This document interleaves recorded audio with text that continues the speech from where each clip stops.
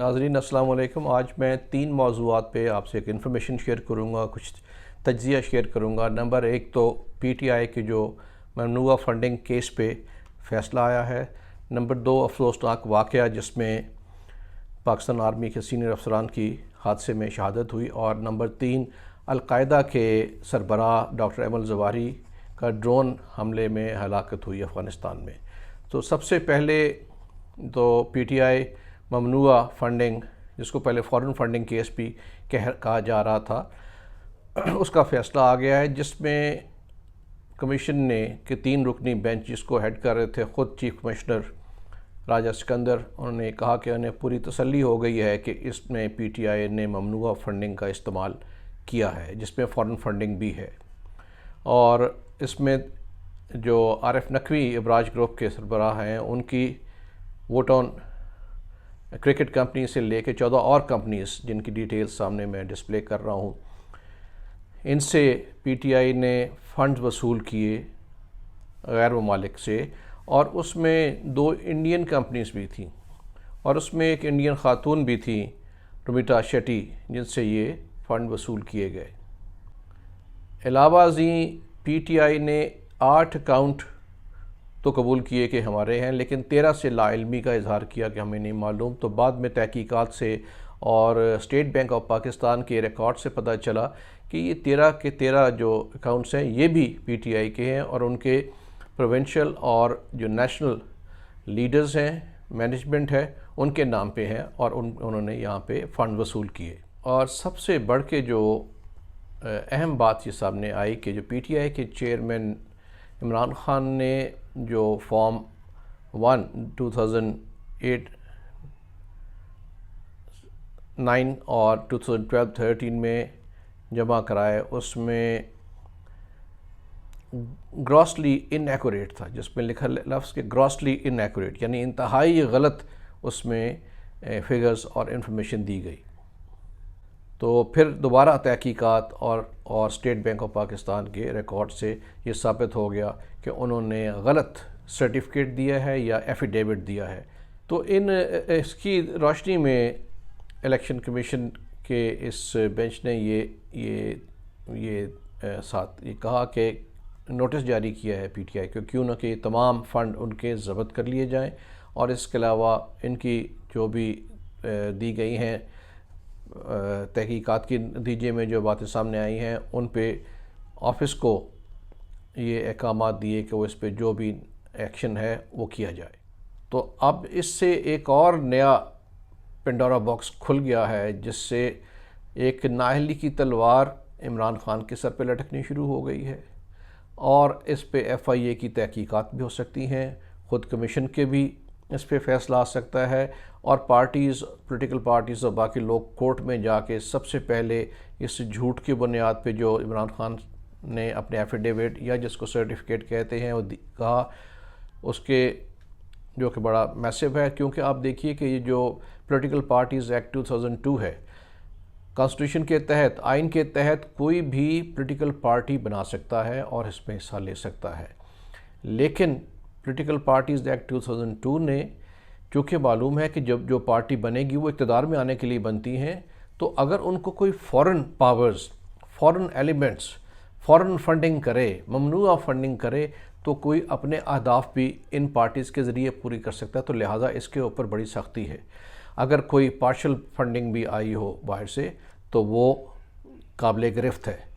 تو چونکہ انہوں نے اس پہ غلط بیانی بھی کی، استعمال بھی کیا فارن فنڈ، ایک وہ سب سے بڑا جرم، اور پھر اس پہ غلط بیانی بھی کی، تو اس پہ 62-63 آرٹیکل جو ہے اس کے تحت جو وہ بھی نااہلی ہو سکتی ہے۔ تو بہرحال یہ تو اس پہ ابھی کرکس ہے، ابھی آگے دیکھتے ہیں کہ اس کے اوپر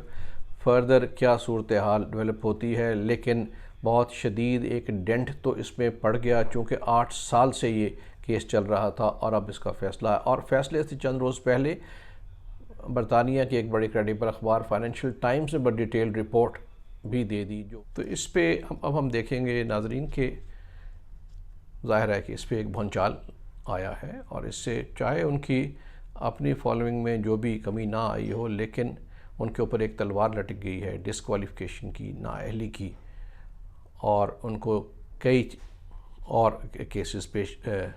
فیس کرنے پڑیں گے اس کے نتیجے میں۔ تو دوسرا موضوع جو ہے وہ پاکستان آرمی کے ایک ہیلی کاپٹر کو لاس بیلا کے قریب حادثہ پیش آیا، جو شروع میں معلوم نہ ہوا چونکہ کانٹیکٹ ختم ہو گیا۔ تو ISPR نے اس کے اوپر ایک انفارمیشن جاری کی کہ ایک ہیلی کاپٹر جو آرمی ریلیف آپریشن کے لیے لاس بیلا علاقے میں فلائی کر رہا تھا وہ لاپتہ ہو گیا ہے اور کئی گھنٹے کی سرچ کے باوجود نہیں مل رہا۔ تو آج، اور اس میں یہ بھی بتایا گیا کہ کور کمانڈر 12 کور جو تھے لیفٹیننٹ جنرل سرفراز وہ بھی موجود تھے، ان کے علاوہ میجر جنرل اور ایک بریگیڈیئر جو تھے میجر جنرل پروموٹ ہو گئے تھے، اور 2 میجر اور ایک سولجر جو ہیں وہ موجود تھے۔ تو آج 16 گھنٹے کی تلاش کے بعد معلوم ہوا کہ وہ اس کا ریکیج مل گیا۔ وہ موسم خراب ہونے کی وجہ سے لاس بیلا کے قریب حادثے کا شکار ہو گیا، اور تمام جو افسران اس پہ سوار تھے وہ شہید ہو گئے۔ یہ ایک بہت بڑا سانحہ ہے، بہت بڑا نقصان ہے۔ لیفٹیننٹ جنرل سرفراز ایک بہت سینئر آرمی آفیسر تھے، اور تمام جانوں کا نقصان جو ہے وہ آرمی کے لیے اور قوم کے لیے ناقابل تلافی ہے۔ اگرچہ اس دوران جب تلاش جاری تھی تو بہت قسم کی سوشل میڈیا پہ چیزیں آنی شروع ہوئیں کہ BLA نے ہٹ کیا ہے یا کچھ اور ہوا ہے، لیکن ایسی کوئی بات نہیں تھی، نہ ہی نکلی، یہ افواہ سازی تھی۔ تو اب یہ ثابت ہو گیا کہ یہ موسم کی خرابی کی وجہ سے یہ ہیلی کاپٹر وہاں پہ کریش کر گیا، اور یہ ویسے تو بہت ہی ماڈرن اور سوفسٹیکیٹڈ فرینچ ہیلی کاپٹر تھا، لیکن موسم کی خرابی کی وجہ سے ایک دم ہل ٹاپ کا پتہ نہ چلا، جس سے ٹکرا کے یہ وہیں پہ اوپر ہی ہل ٹاپ کے اوپر ہی اس کا ملبہ جو ہے وہ گر گیا۔ اور کہا جاتا ہے کہ 2 باڈیز ریکور ہو گئی، باقی کا نہیں، کچھ جل گئیں، اور لیکن تمام کی شناخت ہو گئی۔ تیسرا واقعہ جو بڑا ہوا وہ افغانستان میں ہوا۔ القاعدہ کے اب جو حالیہ چیف تھے ڈاکٹر ایمن الظواہری، ان کو امریکہ نے ڈرون حملے میں ہلاک کر دیا۔ ایمن الظواہری جو ہیں 2011 میں اسامہ بن لادن کی ہلاکت کے بعد القاعدہ کے چیف بن گئے۔ اگرچہ وہ اتنے متحرک نہیں تھے، لیکن وہ آئیڈیالوگ تھے لکھنے پڑھنے میں، اور اس دوران یہ بھی خبریں آتی رہیں بارہا کہ ان کی ہلاکت ہو گئی ہے، بیمار ہیں، لیکن ہوا یہ کہ وہ اب کافی عرصے سے ہیلمند، افغانستان میں ہیلمند میں موجود تھے اپنے فیملی کے ساتھ۔ تو یہاں پہ کابل میں ایک ایریا جو کہ پوش ایریا ہے، اپ اسکیل ایریا ہے، شرپور، یہاں پہ ایمبیسیز بھی ہیں، وہاں پہ شفٹ ہو گئے۔ جو ڈرون اٹیک کیا گیا ہے، سنا کہ اس وقت وہ بالکنی میں آ کے تھے، جس میں بالکنی میں آ کے میزائل نے ہٹ کیا، اور ظاہر ہے ود پریسیشن، اور جس میں اس کی ہلاکت ہو گئی، جس پہ امریکن پریزیڈنٹ نے خود بھی اعلان کیا اور اس پہ اطمینان کا اظہار کیا کہ ان کا دشمن کو انہوں نے ہلاک کر دیا ہے۔ ذبیح اللہ مجاہد جو طالبان کے اسپوکس پرسن ہیں، انہوں نے اس کو کنڈیم کیا اور کہا کہ یہ خلاف ورزی کی گئی ہے بین الاقوامی اصولوں کی، لیکن دوسری طرف یہ کہا گیا کہ جب یہ طالبان گورنمنٹ بنی تھی تو ان سے کہا گیا تھا کہ یہ سوائل جو ہے افغانستان کی زمین کو دوبارہ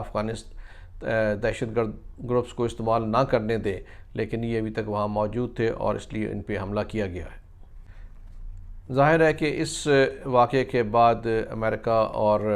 طالبان میں کشیدگی مزید بڑھے گی اور مزید دہشت گردی کے واقعات ہو سکتے ہیں۔ پاکستان کو اس معاملے میں اپنے بارڈرز کو مزید اس پہ